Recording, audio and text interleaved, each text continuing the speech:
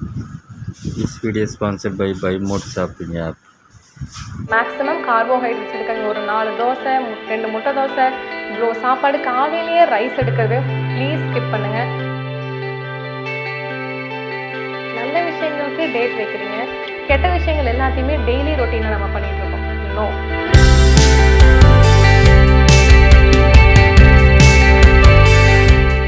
So ஒரு healthy life ஸ்டைலுக்கு இப்போ உங்களுக்கு எந்த ஒரு நோயும் இல்லை நோய் இருக்கான்னு கூட எனக்கு தெரியல. ஆனால் எனக்கு எப்படி ஒரு லைஃப் லீட் பண்ணுறது, எனக்கு இப்போ தான் ஒரு குழந்தை பிறந்திருக்கு, அவளை எப்படி பார்த்துக்கிறதுன்னு எனக்கு தெரியல. எங்கள் அம்மா ரொம்ப வயசாகிடுச்சு, அவங்கள எப்படி பார்த்துக்கிறது இல்லை, என்னையும் எப்படி பார்த்துக்கிறதுன்னு எனக்கு தெரியாது. அவங்களுக்கு காலையில் எத்தனை மணிக்கு எந்திரிக்கணும், எத்தனை மணிக்கு தூங்கணுங்க வரைக்கும் ஒரு டயட் சொல்கிறேன், அதை அப்படியே ஃபாலோ பண்ணுங்கள்.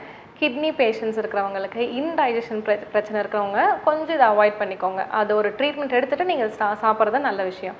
ஸோ ஃபஸ்ட்டு நம்ம பண்ண வேண்டிய விஷயம் 5:30 மணிக்கு எந்திரிச்சிடணும், பெட்டிலேயே இருக்கக்கூடாது.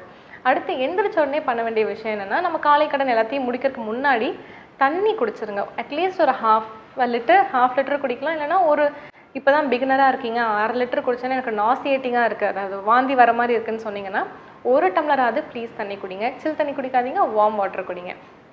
ஸோ இந்த ஒரு விஷயம் மார்னிங் எழுந்தோடனே ஃபாலோ பண்ணிக்கோங்க.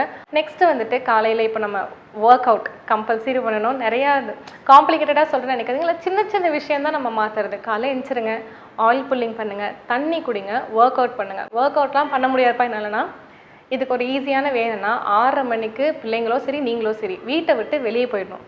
வரது வந்துட்டு 1 மணி நேரமோ இல்லை 3/4 மணி நேரத்துக்கு அப்புறம் தான் வீட்டுக்குள்ளே வரணும். அது வரைக்கும் வெளியே ஒலாத்திட்டு கூட இருங்களேன், ஆனால் வீட்டுக்குள்ளே இருக்காதீங்க. நிறைய நடங்க, இல்லை ஒரு 1/2 அன் ஹவர் ஸ்டார்ட் பண்ணுங்க போதும். அதை ஒரு 1/2 அன் ஹவரோட பெனிஃபிட்ஸ் உங்களுக்கு 3-4 மந்த்ஸில் தெரியும் போது நீங்களாக அதை 1 ஹவர் ஆக்குவீங்க. நெக்ஸ்ட்டு வந்துட்டு காலை உணவு ஸ்கிப் பண்ணாதீங்க, என்னமோ சாப்பிடுங்க. மேக்ஸிமம் கார்போஹைட்ரேட்ஸ் எடுக்காதீங்க. ஒரு 4 தோசை 2 முட்டை தோசை இவ்வளோ சாப்பாடு காலையிலேயே ரைஸ் எடுக்கிறது ப்ளீஸ் ஸ்கிப் பண்ணுங்கள். நான் மாவு பண்ணி வச்சேன் அதனால் அதை முடிச்சிடணும்னு பண்ணுறேன். நோ, வீட்டில் மாவு ஆட்டாதீங்க.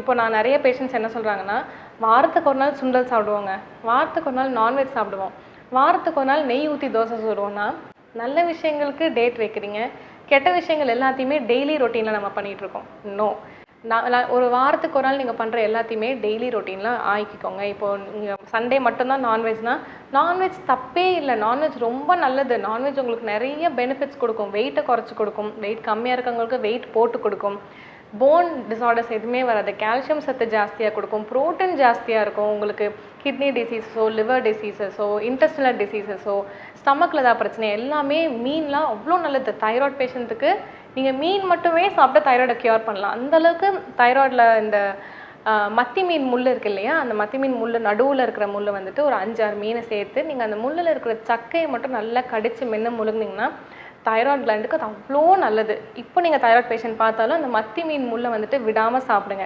தலையை சாப்பிட்லாமா வாழை சாப்பிட்லாமான்னு கேட்காதீங்க, வெறும் முள்ளை மட்டும் நல்லா கடித்து மென்று சக்கையை அந்த தண்ணி மட்டும் முழுங்கிட்டு சக்கையை நீங்கள் துப்பிடலாம். ஸோ இது ஒரு சின்ன டிப் தான். அண்ட் வந்துட்டு இப்போ மார்னிங் பிரேக்ஃபாஸ்ட் வந்துட்டு என்ன வேணாலும் சாப்பிடுங்க, ஆனால் பிரேக்ஃபாஸ்ட்டை ஸ்கிப் பண்ணாதீங்க. அதுதான் நம்மளுக்கு மெயினான ஒரு விஷயம். ஏன்னா வந்துட்டு நீங்கள் 9 மணிக்கு சாப்பிட்டு முடிச்சிட்டிங்கன்னா ஒரு 3-4 மணி நேரம் கேப்பில் ஒரு 1 லிட்டர் தண்ணி குடிங்க. 1 மணி 2 மணிக்குள்ளே லஞ்ச் முடிச்சிருங்க. லஞ்சுக்கு ஒரே சின்ன ரூல் தான். இப்போ இவ்வளோ பெரிய தட்டு வச்சுருக்கீங்கன்னு வச்சுக்கோங்களேன், தட்டோட சைஸை குட்டி பண்ணிக்கோங்க.